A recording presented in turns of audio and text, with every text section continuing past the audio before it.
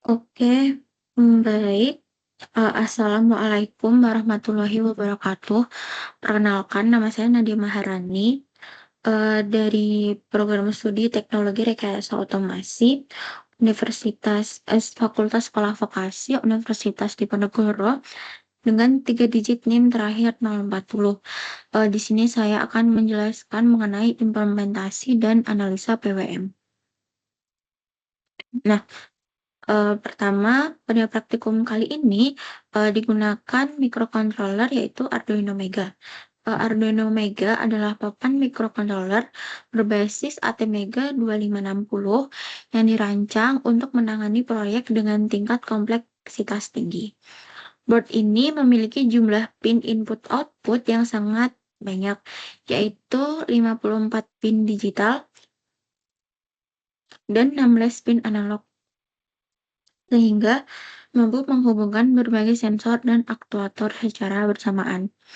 Selain itu, Arduino Mega dibekali kapasitas memori yang lebih besar dibanding Arduino Uno, sehingga cocok untuk pemrograman yang lebih panjang dan kompleks. Arduino Mega sering digunakan pada aplikasi robotika, sistem kontrol, dan proyek embedded berskala besar yang membutuhkan banyak koneksi dan fitur komunikasi. Nah, selanjutnya digunakan juga microcontroller ESP32S2 Mini. Nah, di sini ada tabel input-outputnya. Nah, datasheet ESP32S2 Mini adalah modul microcontroller dari Espressif yang mengintegrasikan chip ESP32 dengan fitur Wi-Fi dan Bluetooth dalam ukuran yang ringkas. Modul ini menggunakan prosesor dual-core 32 bit Extensa LX6 hingga 240 MHz, dilengkapi memori SRAM sekitar 20 KB dan flash internal umumnya 4 MB. ESP32 Mini S2 Mini mendukung Wi-Fi 2,4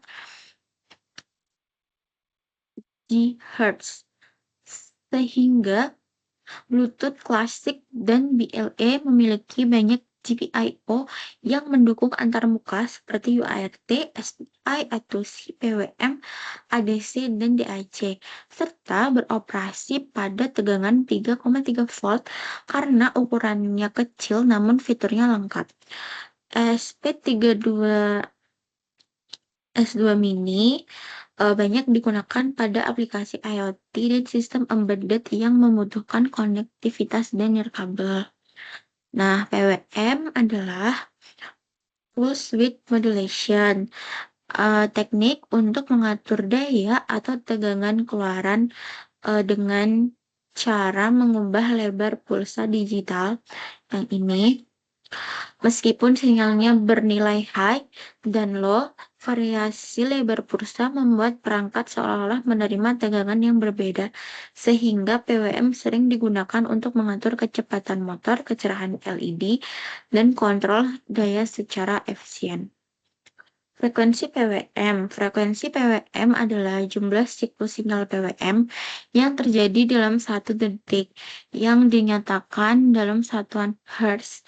Frekuensi ini menentukan seberapa cepat sinyal PWM berulang dan berpengaruh pada respon beban, seperti kehalusan putaran motor atau tingkat kedipan LED.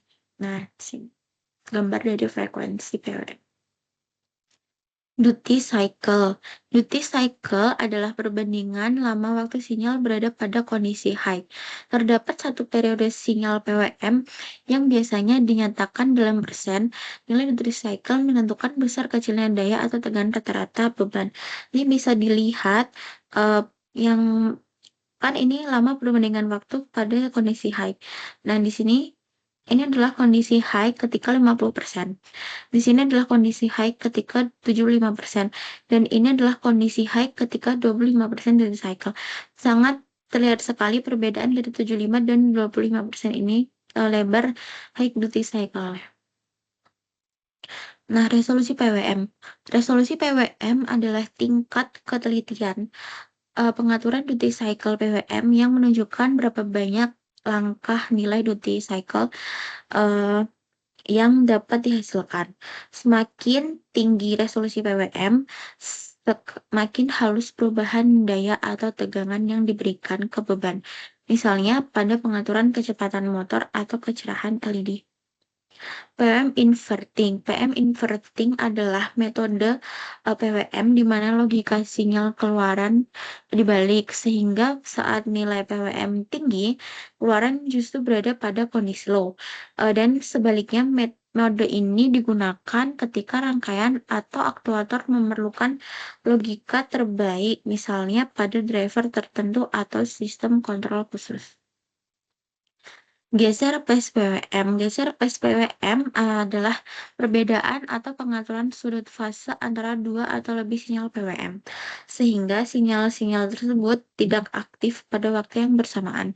Teknik ini digunakan untuk mengurangi lonjakan arus, menurunkan noise, dan meningkatkan efisiensi, misalnya pada sistem motor, inverter, atau catur daya switching. Nah, di sini ketika praktikum inverter yang ini tadi.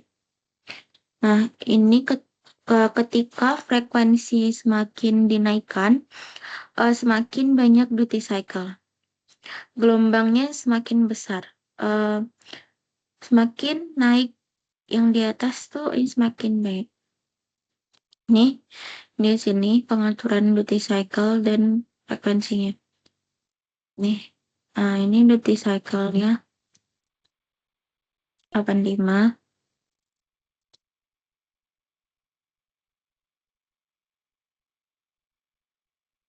Ini yang naik di atas makin banyak karena duty cycle-nya hampir mentok di kanan, katakannya.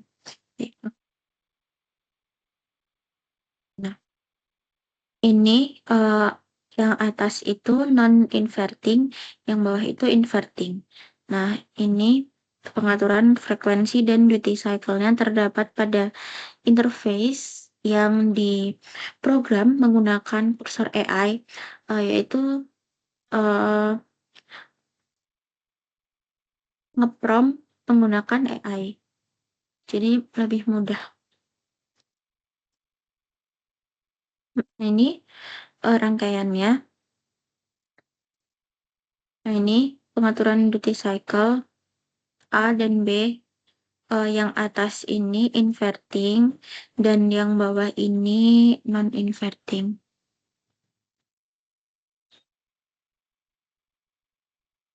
Yang inverting, yang atas, semakin besar, dia semakin kecil duty cycle. Yang non-duty cycle ikut kecil.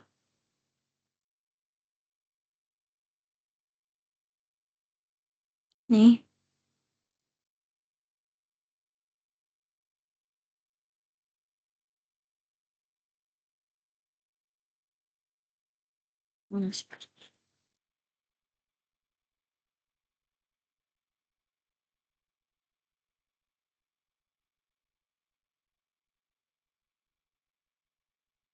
Nah, ini pengaturan duty cycle yang gelombang di sini, yang bawah yang non-inverting. Nah, mungkin cukup sampai di sini penjelasan saya mengenali analisa PWM. Apabila ada salah kata mohon dimaafkan. Sekian, terima kasih. Akhir kata, wassalamualaikum warahmatullahi wabarakatuh.